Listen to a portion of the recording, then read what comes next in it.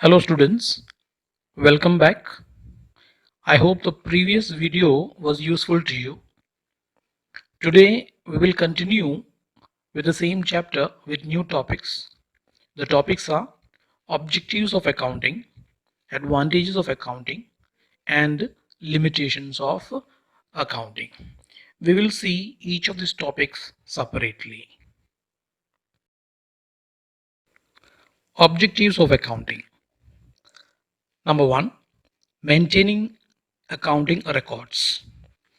This means keeping proper books of account in a systematic manner following the principles of accountancy.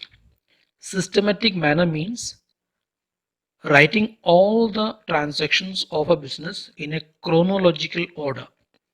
What takes place first is recorded first. What comes after is recorded afterwards. So a systematic manner means maintaining different books of accounts. As I already told you in the previous classes that 8 books are maintained to record different transactions taking place in a business. That is why it's said systematic manner, and also by applying the proper rules of accountancy. Second one, determining profit or loss. Every business likes to know the net result of the business at the end of the year. Therefore, it prepares final statements with the help of incomes and expenses of that particular period, which reflects profit or loss. Now, to find out how much is a profit earned or loss suffered, business normally prepares two income statements. First one is known as a profit and trading account, which shows gross profit or gross loss. Second one is a profit and loss account, which shows net profit or the net loss. So with the help of these two statements, business will be able to identify its net results of a particular period. Third, knowing financial position. Financial position or financial health of a business is known by preparing balance sheet. Balance sheet is a position statement, and every year the business needs to prepare this balance sheet to find out the financial health of a business, and it is prepared with the help of assets and liabilities. Assets means all properties of a business, which may include land, building, plant, machinery, cash, debtors, bills receivable, etc., etc.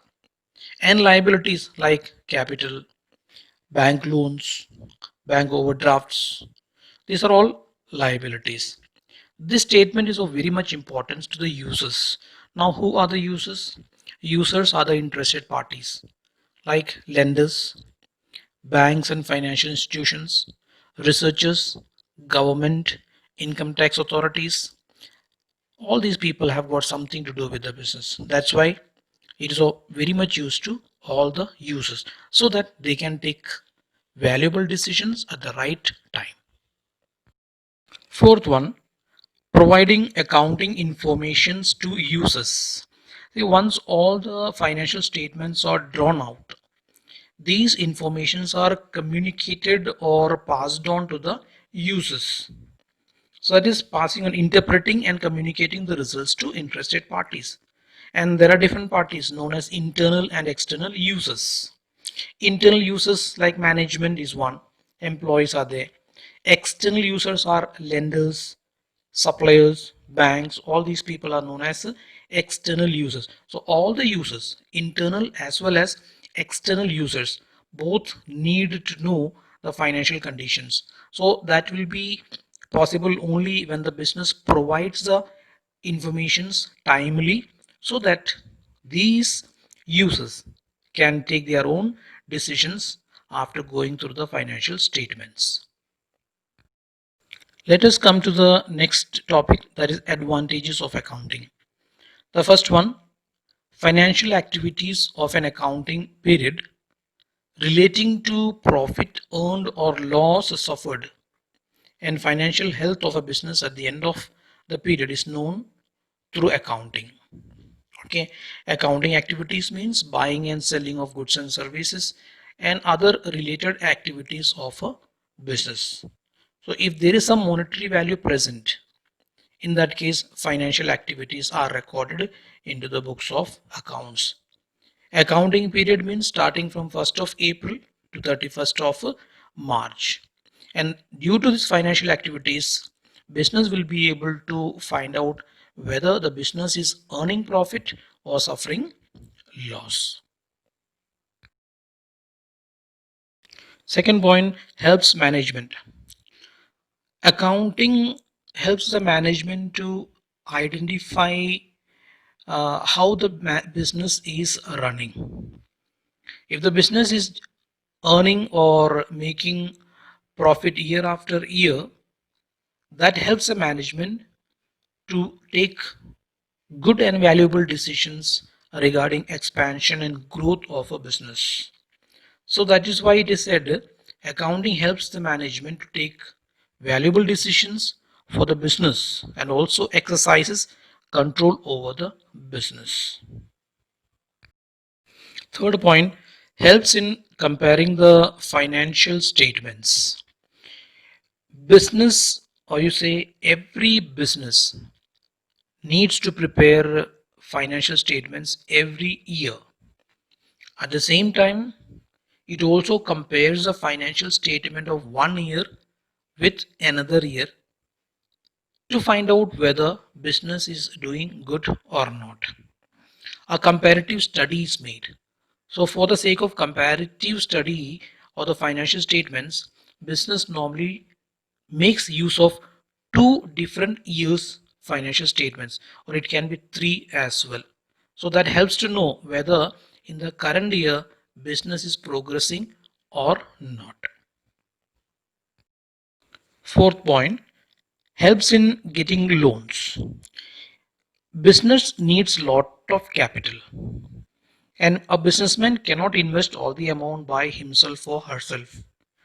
The businessman may have to depend upon banks and financial institutions. So in order to get loans from the banks and financial institutions, business normally provides the informations to the bank.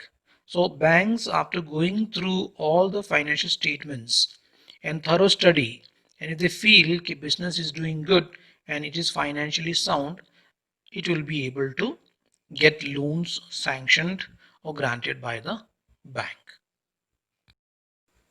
Now we come to the third topic, limitations of accounting.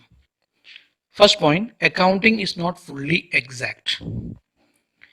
Although most of the transactions are recorded on the basis of relevant evidences, evidences means proof, and proofs are available from source documents. As I told you earlier, source document means it is either bills, vouchers, cash memo, etc. Okay, so there are always relevant evidences available with the business. Yet it says it is not fully correct because some estimates are made to find out the profit or loss. Some estimates. So always there may not be source documents available. Certain activities like provision for doubtful debts, useful life of an asset, these are all estimates. They may not be 100% correct.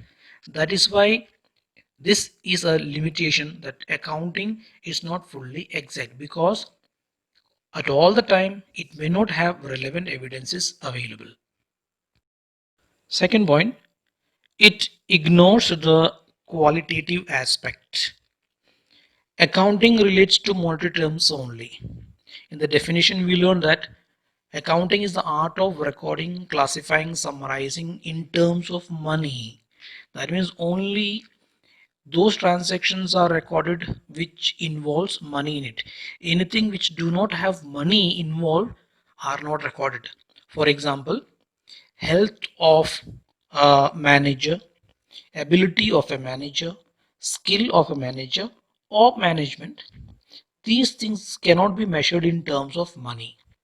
That is why the ability, the skills, talents of management and managers, they cannot be recorded. They are altogether ignored. That's why it always lacks the qualitative aspects. It may lead to window dressing. The businessman may sometimes manipulate the financial data, which results in concealing important facts to show better position than what it actually is. Manipulate means misguiding the users by using or faulty practices, either writing more items into the business or writing or concealing means hiding some material facts related to the business.